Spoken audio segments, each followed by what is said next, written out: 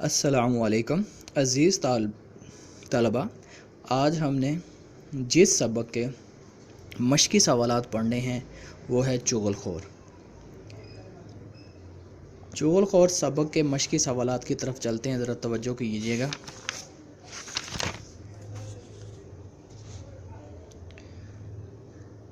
किसान ने चुगलखोर को किन शराइत पे मुलाज़म रखा? दो शराइत थी, रोटी कपड़ा और 6 माह बाद एक चुगली खाने की। चुगलखोर ने किसान की बीवी को क्या कहकर बदगुमान किया?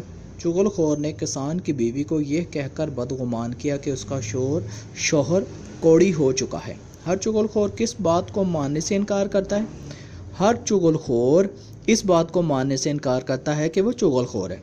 चुगलखोर को अपनी आदत से क्या नुकसान उठाना पड़ता है?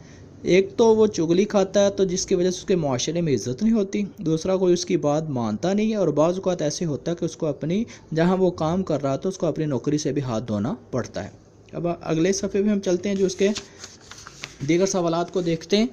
तो सबसे पहले है, लोग कहानी की मुख्तसर तारीफ़ करें। ऐसी कहानी जो सीना बसीना एक नस्ल से दूसरी नस्ल को मुंतकिल हो, उससे लोक कहानी कहा जाता है। अब इसके MCQs आप देखिएगा, वो जो सामने आपको नज़र आ रहे हैं। सब चुगलखोर मुसन्निफ़ की किस किताब से माखूज़ है?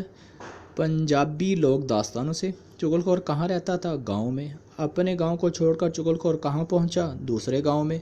चुगलखोर कौन सा काम जानता था? खेती बाड़ी का।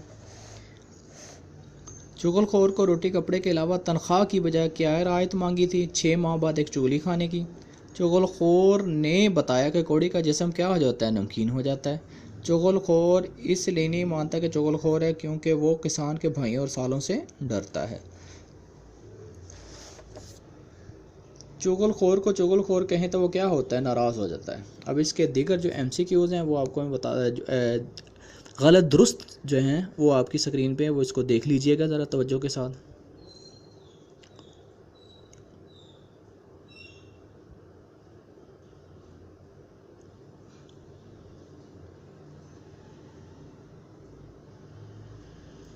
और नीचे ही खाली जगह भी है।